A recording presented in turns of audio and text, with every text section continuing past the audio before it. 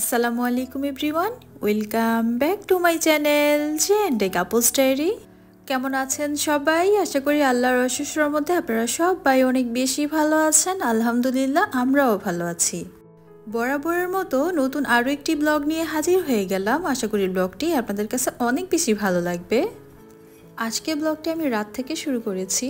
আমার প্রিভিয়াস ভিডিওতে আপনারা দেখেছেন যে আমি চিতই পিঠার রেসিপিটা শেয়ার করেছিলাম আপনাদের সাথে। তো এখান থেকে কিছু ডো ছিল, তো সেটা দিয়ে ভাবলাম যে রাতে আমি কিছুটা পিঠা বানিয়ে নিই। এটা দিয়ে দুধ চিতই পিঠা বানাবো। সকালে যেহেতু চাপা শুটকির ভুনা দিয়ে চিতই পিঠা খেয়েছি, মানে ঝাল খেয়েছি, এখন মিষ্টিটা খাবো আর কি। আর দুধ চিতই পিঠা আমার অনেক বেশি পছন্দ। তো আমি এক চুলাতে পিঠা বানিয়ে নিচ্ছি, আর এই চুলাতে দুধ জাল করে নিচ্ছি। দুধটাকে ভালো করে ঘন করে তারপরে দুধ চিতই পিঠা বানাবো, এতে করে পিঠার টেস্টটা অনেক বেশি ভালো আসবে। আর এই পাশে আমি পিঠাগুলো বানিয়ে নিচ্ছি। আর এখানে দেখতে পাচ্ছেন আমার দুধ জাল করা কিন্তু হয়ে গিয়েছে। আমি দুধটাকে অনেক বেশি ঘন করে ফেলেছি। তারপর এখানে আমি গুড় জাল করে রেখেছিলাম, সেটা দিয়ে দিলাম। দিয়ে এখন আমি নেড়ে নিব ভালো করে। অনেকে বলে দুধ চিতই বানাতে গেলে দুধের মধ্যে যখন গুড় অ্যাড করা হয় তখন নাকি দুধটা ফেটে যায় বা দুধটা নষ্ট হয়ে যায়। তো আমার ক্ষেত্রে কখনোই এরকমটা হয় না। আমি আলহামদুলিল্লাহ পারফেক্টভাবেই বানাতে পারি। দেখতেই পাচ্ছেন আমি কিভাবে করেছি। তো এখানে এখন আমি গরম মশলা দিয়ে দিয়েছি, এলাচ, দারচিনি, একটা তেজপাতা। তারপরে এখানে আমি একটু লবণ অ্যাড করলাম, যেহেতু মিষ্টি জাতীয় জিনিস আমি লবণটা একটু অ্যাড করলাম যাতে ব্যালেন্স চলে আসে মিষ্টির। তো দেখলাম যে পারফেক্টভাবে হয়েছে। আর এই পাশে দেখছি যে আমার পিঠাগুলাও হয়ে গিয়েছে। তো এখন আমি পিঠাগুলাকে উঠিয়ে ফেলবো। তো মাশাআল্লাহ, দেখেন পিঠাগুলোও কিন্তু খুব সুন্দর হয়েছে। আমি তো এখন খুবই খুশি যে আমি চিতই পিঠা বানাতে পারি। আর দেখতে পাচ্ছেন মাশাআল্লাহ, পিঠাগুলো কিন্তু একদম ফুলকো ফুলকো হয়েছে, অনেক সুন্দর হয়েছে পিঠাগুলো। তো আমার কাছে তো অনেক বেশি ভালো লাগছে, কারণ আমি এখন পারফেক্টভাবে চিতই পিঠা বানাতে পারি মাশাআল্লাহ। তো কোনো কিছু পারলে বা কোনো কিছু যখন সুন্দর মতো হয় তখন না খুবই ভালো লাগে, নিজের কাছে অনেক বেশি আনন্দ লাগে। তো আমি তো আমার আম্মুকে বলতেছিলাম যে আম্মু, আমি খুব সুন্দর করে এখন চিতই পিঠা বানাতে পারি। তো আমার আম্মু তো অনেক বেশি খুশি হয়েছে। তো যাই হোক, এখন আমি আরও একটু ডো ছিল, সেটা দিয়ে কয়েকটা পিঠা বানিয়ে নিব আরও। ভিডিওর এই পর্যায়ে আপনাদের কাছ থেকে ছোট্ট একটা জিনিস চেয়ে নিচ্ছি। আপনারা যারা এখন পর্যন্ত আমার ভিডিওটা কন্টিনিউ করতেছেন, আমার ভিডিওটি দেখে যদি আপনাদের কাছে ভালো লাগে থাকে, প্লিজ ভিডিওতে একটা লাইক দিয়ে দিবেন। আর আপনি যদি আমার চ্যানেলে নতুন হয়ে থাকেন, আপনি চাইলে কিন্তু আমার চ্যানেলটা সাবস্ক্রাইব করে আমার এই ছোট্ট পরিবারে আপনি একজন সদস্য হয়ে থেকে যেতে পারেন। আর আপনি যদি অলরেডি সবগুলা কাজ করে দিয়ে থাকেন, তাহলে আপনাকে জানাই অসংখ্য ধন্যবাদ। আপনাদের দেওয়া ছোট্ট একটা লাইক এবং সুন্দর একটা কমেন্টস আমাকে পরবর্তী ভিডিও বানাতে অনেক বেশি মোটিভেট করে। এদিকে দুধটা ভালো করে জাল করা হয়ে যাওয়ার পর আমি এখন চিতই পিঠাগুলো দিয়ে দিচ্ছি। দুধ চিতই পিঠা কারা কারা পছন্দ করেন অবশ্যই আমাকে কমেন্টস করে জানাবেন, আমার তো অনেক বেশি ভালো লাগে। আর ওই পাশে দেখেন আমার পিঠাগুলো মাশাআল্লাহ কত সুন্দরভাবে হয়ে গিয়েছে, কত ফুলকো হয়েছে। তো এখন এই পিঠাগুলো আমি উঠিয়ে ফেলবো। উঠিয়ে এখন আমি দুধের মধ্যে দিয়ে দিব। এই তো দেখতে পাচ্ছেন মাশাআল্লাহ, পিঠাগুলো কিন্তু অনেক সুন্দর হয়েছে। ইদানিং ফেসবুকে ঢুকলে একটার পর একটা নাটক সামনে চলে আসছে এবং মানুষ এটা নিয়ে ভিডিও বানাচ্ছে, ট্রল করছে। কি আর বলবো, মানে বাংলাদেশটা যে কি শুরু হয়েছে বাংলাদেশে, সেটা আল্লাহই ভালো জানে। মানুষের একটার পর একটা নাটক সামনে চলে আসছে। তো 2 দিন আগে মেবি একটা মহিলা রাতের বেলা কি জানি একটা নাটক করেছিল।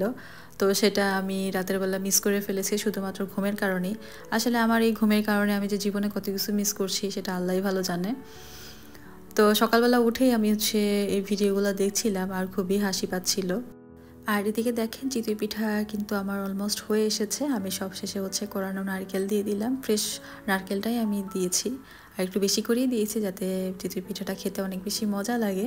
তো এটাকে আমি সারা রাতের জন্য রেখে দিয়েছিলাম। আর এটা পরদিন সকালবেলা দেখতেই পাচ্ছেন আমার দুধ চিতই পিঠাটা দেখতে কতটা ইয়ামি লাগছে। তো যাই হোক, এটাকে আমি এভাবে রেখে দিব। এটা আমার বৃহস্পতিবারের ভিডিও। আমি যেহেতু বৃহস্পতিবারে নফল রোজা রেখেছিলাম, তো যেহেতু দুপুরে রান্নাবান্নার কোনো ঝামেলা ছিল না, সকালে নাস্তারও কোনো ঝামেলা ছিল না, তো আমি এখানে চিকেন বের করে রেখেছিলাম আর কয়েকটা পেঁয়াজ আমি পানিতে ভিজিয়ে রেখেছিলাম আর মিল্ক বের করে রেখেছিলাম। আর এদিকে 4টা ডিম সিদ্ধ করে দিয়েছি, কারণ বাসায় গেস্ট আসবে। হঠাৎ করেই শুনি যে বাসায় গেস্ট আসবে। তো যাই হোক, বাসায় যেহেতু গেস্ট আসবে, তো আমি দেখতেছিলাম কি কি লাগবে, আমার কি কি করা লাগবে সেটাই খুঁজে খুঁজে বের করতেছিলাম। তো দেখলাম যে আমার কোনো মশলাই নেই, সবগুলো মশলাই শেষ হয়ে গিয়েছে। তো সেটাই করে নিচ্ছি। প্রথমে জিরাটা টেলে নিচ্ছি, জিরা গুঁড়া করে নিব। তো দুপুরের দিকেই শুনলাম আমার হাজব্যান্ড বলল যে মেহমান আসবে, তুমি কিছু রান্না করে নিও। তো মাথায় আসলো যে তাড়াহুড়ো করে কি রান্না করব, তারপরে ইফতারও রেডি করতে হবে। তো যাই হোক, ভাবলাম যে ঠিক আছে বিরিয়ানি রান্না করে নিব। আর হচ্ছে যেহেতু ওনারা বিকেলে বা সন্ধ্যার দিকে আসবে, তাহলে ওনাদেরকে কিছু নাস্তাও দিব। তো নাস্তাটা আমি ইফতারের পরেই রেডি করে নিব। আর এখানে দেখতে পাচ্ছেন আমি জিরা ধনিয়া দুটাই করে নিচ্ছি, কারণ সবগুলোই আমার শেষ হয়ে গিয়েছিল। আমি ইফতারের আগেই হচ্ছে বিরিয়ানিটা রান্না করে নিয়েছি, যেহেতু আমরা ইফতারে বিরিয়ানিই খাবো আর সাথে কিছু ফ্রুটস খেজুর এগুলো তো থাকবেই। তো তার জন্যই আমি তাড়াহুড়ো করেই আমি রান্না করে নিচ্ছি, কাজগুলো করে নিচ্ছি আর কি। তো এখানে আমার ধনিয়া জিরা গুঁড়া করা হয়ে গিয়েছে, এখন আমি গরম মশলা করে নিব। গরম মশলা বানাতে যা যা মশলা লাগে আমি সব কিছু এখানে নিয়ে নিয়েছি, সবগুলা মশলা নিয়ে এখন আমি এগুলাকে টেলে নিব। আর কি কি মশলা লাগে সেটা তো আপনারা সবাই নিশ্চয়ই জানেন, আমি আর সেটা বললাম না। কারণ আমি হচ্ছে গরম মশলাটা ঘরেই বানিয়ে নিই, বাজারের কেনাটা আমি ইউজ করি না, নিজেই হচ্ছে ঘরে বানিয়ে নিই। আর এটা কিন্তু খুবই ভালো হয় এই গরম মশলাটা, এটা দিয়ে হচ্ছে পোলাও, বিরিয়ানি, তারপর হচ্ছে রোস্ট, আপনি গরুর মাংস, মুরগির মাংস সব কিছুই রান্না করতে পারেন, খিচুড়িও রান্না করতে পারেন। এটা কিন্তু অনেক বেশি ভালো লাগে এই গরম মশলাটা দিয়ে রান্না করলে। তো এটা আমি কিন্তু টেলে নিয়েছি, এখন এগুলাকে আমি গুঁড়া করে নিব। আর এই তো দেখতে পাচ্ছেন খুব সুন্দর হয়েছে। গুঁড়াগুলো আমি বেশি করে করিনি, যতটুকু আমার প্রয়োজন হয় ওটুকুই করি। আর এদিকে আজকে যেহেতু চিকেন বিরিয়ানি রান্না করবা, সেটা হচ্ছে ঘরোয়া মশলায় রান্না করব, তো মশলাগুলো আমি ভালো করে ব্লেন্ড করে নিয়েছি। এখানে পেঁয়াজ, কাঁচামরিচ, পোস্তদানা, জায়ফল, জয়ত্রী, তারপরে বাদাম, কিশমিশ, আদা, রসুন, তো এগুলাকে আমি ভালো করে ব্লেন্ড করে নিয়েছি। আর এদিকে হচ্ছে আমি পেঁয়াজটা বেরেস্তা করে নিচ্ছি। আপনাকে যখন মানুষ চিনবে, জানবে, তখন আপনার দায়িত্ব হচ্ছে আপনার নিজের সম্মানটা রক্ষা করা। এই জন্যই মানুষ বলে রাজ্য দখল করার চেয়ে রাজ্য রক্ষা করা কঠিন। আপনি যখন মানুষের কাছে পরিচিত হয়ে যাবেন, তখন আপনার দায়িত্ব হচ্ছে এমন কোনো কাজ না করা যেটার জন্য মানুষ আপনাকে নিয়ে ট্রল করবে, মানুষ আপনাকে নিয়ে হাসাহাসি করবে। তো সেই কাজটা কখনোই উচিত না যেখানে আপনার সম্মানটা থাকবে না। আমরা নারী, আমাদের কিন্তু দায়িত্ব হচ্ছে আমাদের নিজের সম্মানটা রক্ষা করা। তা আমি ওই মহিলাটার কথাই বলছি, তো ওনার নাম মেবি বর্ষা। তো ওনার কথাই বলছি, ওনাকে নিয়ে অনেক নাটক আমি এই পর্যন্ত দেখেছি। তো উনি অনেক নাটক করেছে, বিয়ে এটা সেটা নিয়ে অনেক কাহিনী হয়েছে। তো উনি যখন পাবলিকের সামনে এসেছে, পাবলিককে দেখাচ্ছে ওনার লাইফস্টাইল, উনি কী কী করে, বিয়ে শাদী সব কিছুই, তো ওনার উচিত ছিল যে যে এই জিনিসগুলো না করা।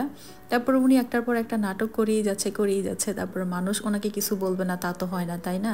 আপনি এত নাটক করবেন, আপনাকে তো মানুষ কিছু না কিছু বলবেই, তাই না? তো শেষ কথা হচ্ছে, আমি যেটা মনে করি, আমরা যেই কাজ করি না কেন আমাদের সবারই উচিত নিজের সম্মানটুকু বজায় রেখে কাজ করা। এমন কোনো কাজ করা কখনোই উচিত না যে কারণে আমি মানুষের কাছে হাসির পাত্র হব। তো যাই হোক, আল্লাহ সবাইকে বোঝার তৌফিক দান করুক, আমিন। আর এদিকে কিন্তু আমি পেঁয়াজ বেরেস্তা ভেজে নিয়েছিলাম, তারপরে বিরিয়ানির সাথে দেওয়ার জন্য আমি আলু ভেজে নিয়েছিলাম, যেহেতু বিরিয়ানির সাথে আলুটা আমার অনেক বেশি পছন্দ। তো এদিকে আমি চিকেনটা রান্না করব, তার জন্য এখানে আমি মশলাটা ভেজে নিচ্ছি আগে। মশলাটা ভালো করে কষিয়ে নিব। তো আমি যে মশলাটা হচ্ছে ব্লেন্ড করে রেখেছিলাম, সেখান থেকে আমি মশলা দিয়ে দিলাম, তো পুরোটুকু মশলাই আমি দিয়ে দিব। আর আজকে কোন গেস্ট আসছে, কারা আসছে, সেটাই তো আপনাদেরকে বলা হয়নি। তো আজকে যে গেস্ট আসবে তারা হচ্ছে আমার হাজব্যান্ডেরই পরিচিত একটা ভাইয়া। তো ভাইয়া আর ভাবি দুজনেই আসবে, তো ওনাদের জন্যই হচ্ছে সামান্য একটু আয়োজন করছি। তো ওনারা হচ্ছে আমাদের দেশি মানুষ। বিদেশে যখন দেশি মানুষের সাথে, মানে বাংলাদেশি মানুষের সাথে দেখা হয়, তখন কিন্তু অন্যরকম একটা ভালো লাগা কাজ করে, তখন মনে হয় যে নিজেদের মানুষ, কথা বলে মনে হয় যেন অনেক বছরের পরিচিত। তো যাই হোক, আমি ভাবিদের বাসায় গিয়েছিলাম বেশ কিছুদিন আগে, তো ওনাদেরকে অনেক দিন ধরেই বলছি আমাদের বাসায় আসতে, তো ওনারাও সময় সুযোগ করে আসতে পারতেছিল না। তো আজকে হঠাৎ করে বলল আসবে।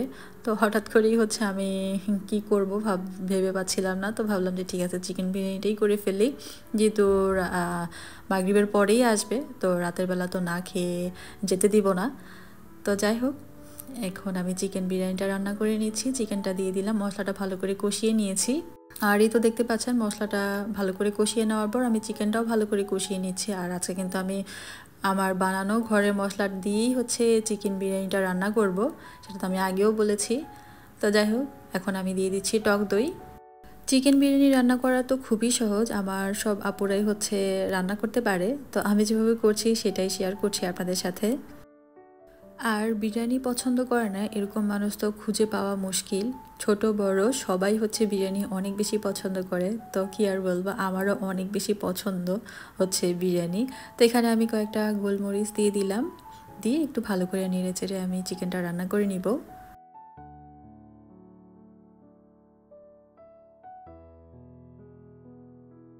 আর এদিকে কিন্তু আমি চিকেনটা রান্না করে নিয়েছি। চিকেনটা রান্না করার পর আমি এখানে আর একটা হাঁড়ি নিয়েছি, হাঁড়িতে দিয়ে দিচ্ছি ঘি, 2 চামচের মতো ঘি দিয়ে দিলাম।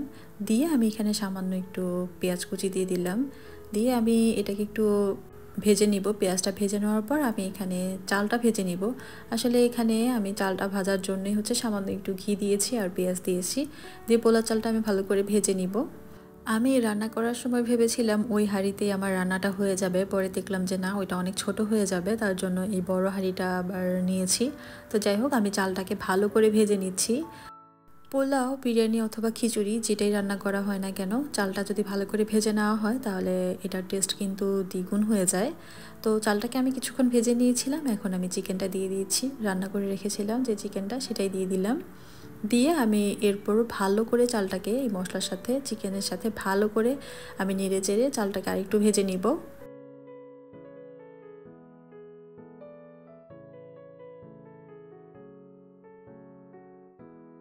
চালটা ভালো করে ভেজে নেওয়ার পর এখন আমি দিয়ে দিচ্ছি গরম পানি। আর এটা কিন্তু আমি মেপে কখনোই পানি দিই না, আন্দাজ মতো হচ্ছে আমি পানি দিয়ে থাকি। আর এই তো হাঁড়িটা ধুয়ে একটু পানি দিয়ে দিলাম। এখন পরিমাণ মতো পানি দিয়ে দিব, তারপর একটু নেড়ে চেড়ে দিচ্ছি।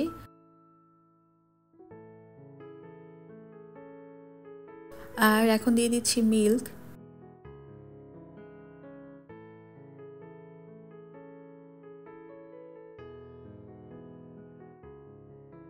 এরপর আমি এখানে দিয়ে দিব মটরশুঁটি, এগুলো আমি ফ্রোজেন করে রেখেছিলাম গত বছরের।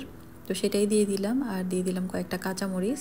তো দিয়ে ভালো করে নেড়ে চেড়ে আমি মিশিয়ে তারপরে এখানে একটু লবণ দিয়ে দিচ্ছি স্বাদ মতো। তো জানি না, রোজা রেখেছিলাম তো লবণটা বুঝতেছিলাম না, আন্দাজ মতোই দিয়ে দিলাম। তারপর আরও একটু পানি দিয়ে দিলাম, দিয়ে আমি একটু নেড়ে চেড়ে ঢাকনা দিয়ে ঢেকে এটাকে কিছুক্ষণ রান্না করে নিব। বাসায় গেস্ট আসার পর আমি কিন্তু কোনো ভিডিও ক্লিপ নিতে পারিনি। ওনারা আসার আগে কিন্তু আমি নুডলস রান্না করেছিলাম, তারপরে দুধ চিতই পিঠা ছিল, তারপরে কিছু ফ্রুটসও দিয়েছিলাম। তো সেগুলোর আমি ভিডিও ক্লিপ নিতে পারিনি। আর এখানে হচ্ছে আমি সবশেষে রোজ ওয়াটার দিয়ে দিয়েছি, তারপরে হচ্ছে তো পেঁয়াজ বেরেস্তা দিয়ে দিলাম। দিয়ে এখন আমি এটাকে দমে রেখে দিব। যেহেতু ভাবি আর ভাইয়া হচ্ছে প্রথমবার আমাদের বাসায় এসেছে, তো আমি চিন্তা করলাম যে ওনাদেরকে আসলে টাইম দেওয়া উচিত, ওনাদের সাথে কথা বলা উচিত। আর ভিডিও রেকর্ড আমি তেমন করিনি, কারণ সবাই তো আর জানে না যে আমি ভিডিও করি। তো যাই হোক, আজকের ভিডিওটা এই পর্যন্তই ছিল। আশা করি আপনাদের ভালো লেগেছে। সবাই ভালো থাকবেন। আল্লাহ হাফেজ আর আসসালামু আলাইকুম।